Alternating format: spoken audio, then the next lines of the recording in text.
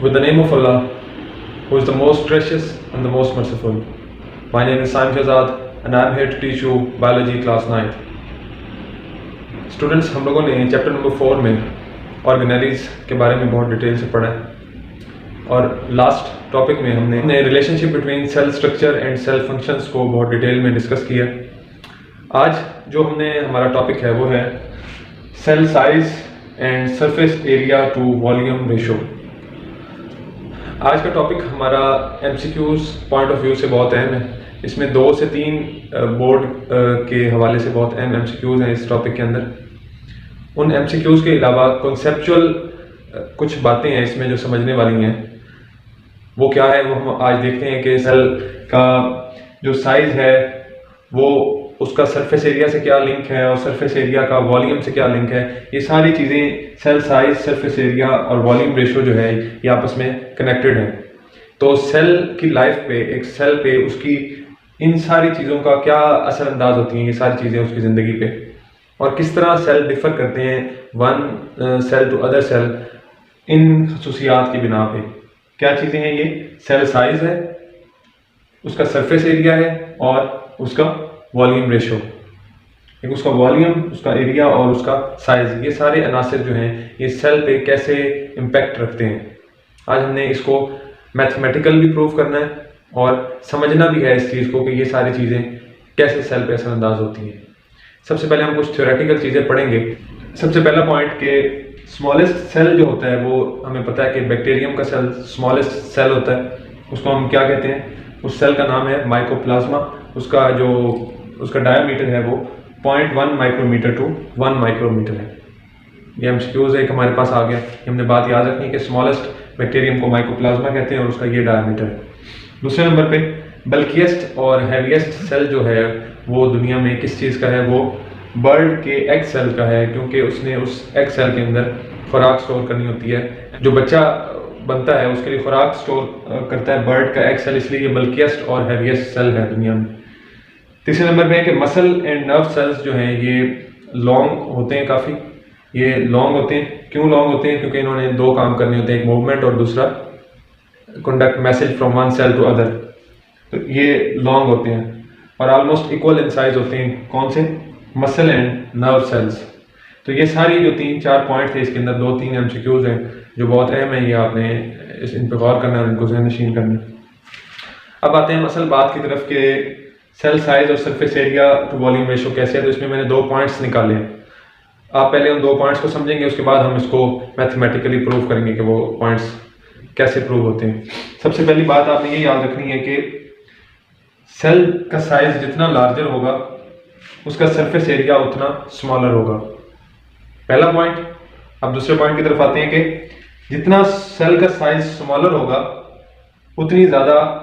उतना ज़्यादा लार्जर उसका सरफेस एरिया होगा। Second point opposite to the first.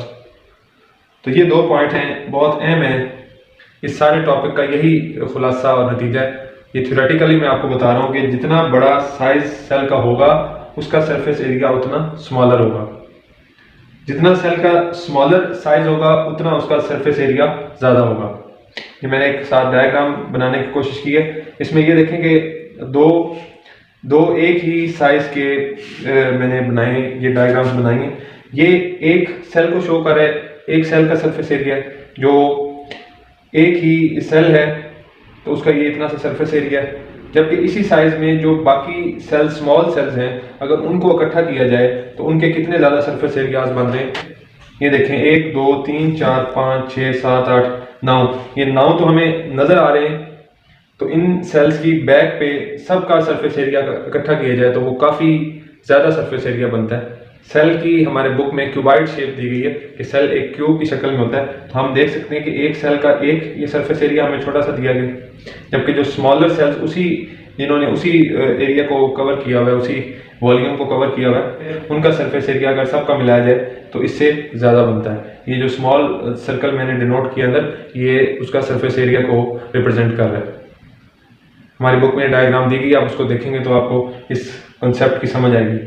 अब हम इसको मैथमेटिकली प्रूव करते हैं कि ये बात कैसे की गई है कि एक लार्जर सेल का जो साइज है उसका सरफेस एरिया कम होता है बनिस्बत स्मॉल सेल्स अगर मिल जाए तो उनका सरफेस एरिया ज़्यादा होता है। अगर स्मॉल सेल की बात की जाए तो स्मॉल सेल का सरफेस एरिया बनिस्बत एक सेल बड़े सेल से उसका सरफेस एरिया ज़्यादा होता है। ये कैसे है, इसको हम मैथमेटिकली प्रूव करते हैं।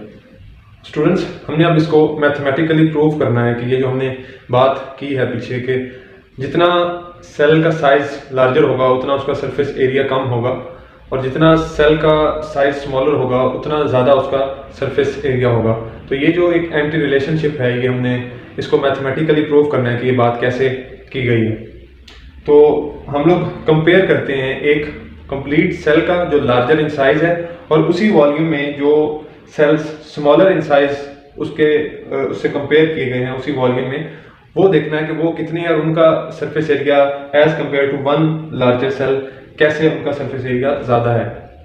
तो ये हम देखते हैं कि सेल की जो एक साइड है उसकी जो लेंथ है वो है 30 माइक्रोमीटर।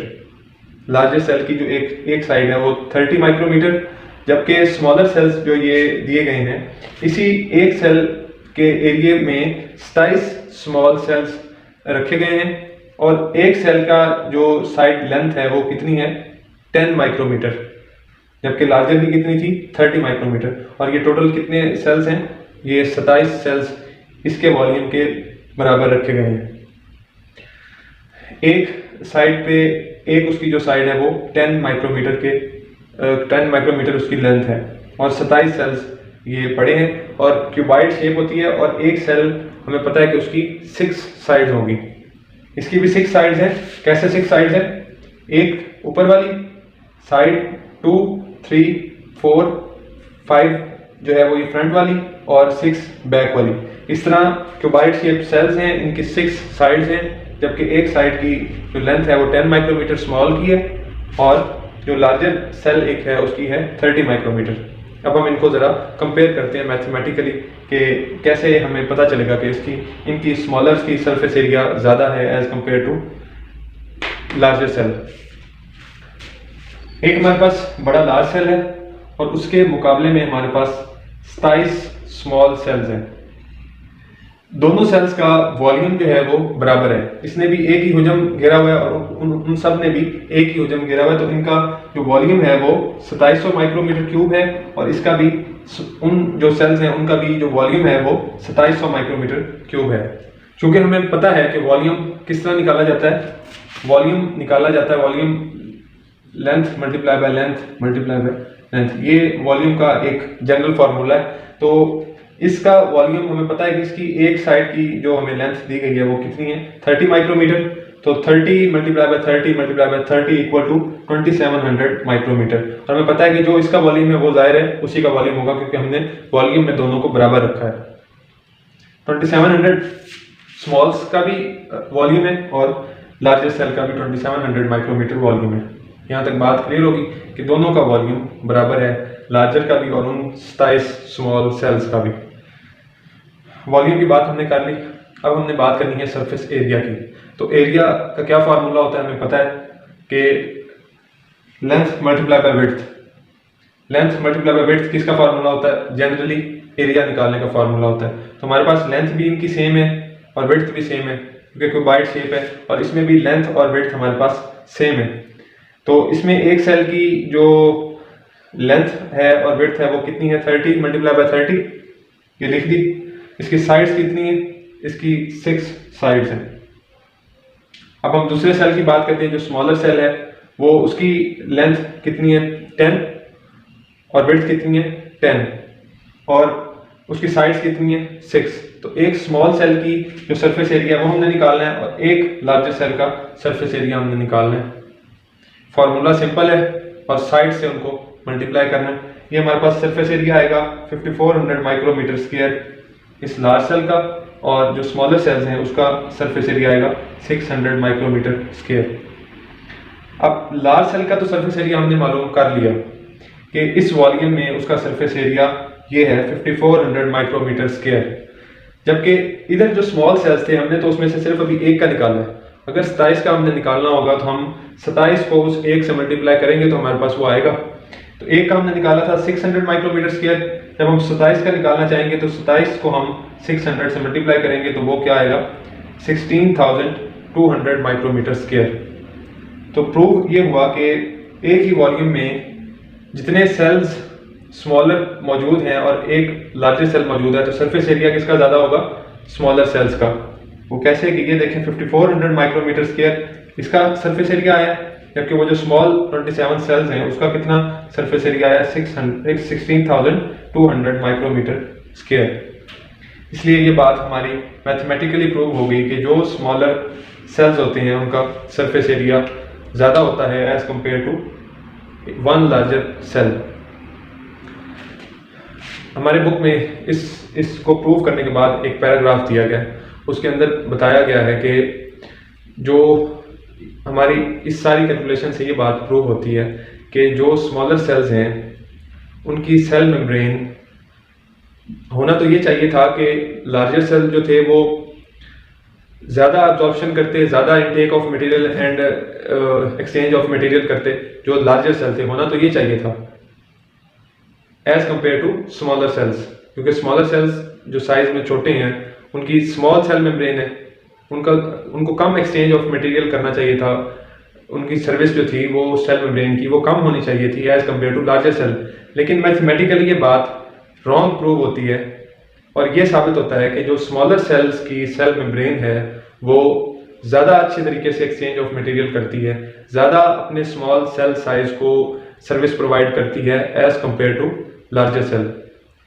लार्जर सेल की निस्बत स्मॉल सेल की सेल मेम्ब्रेन ज़्यादा एक्सचेंज ऑफ मटेरियल की सर्विस प्रोवाइड करती है एक छोटे सेल को बनिस्बत के एक बड़े सेल को, जितनी उसकी सेल मेम्ब्रेन को करनी चाहिए थी।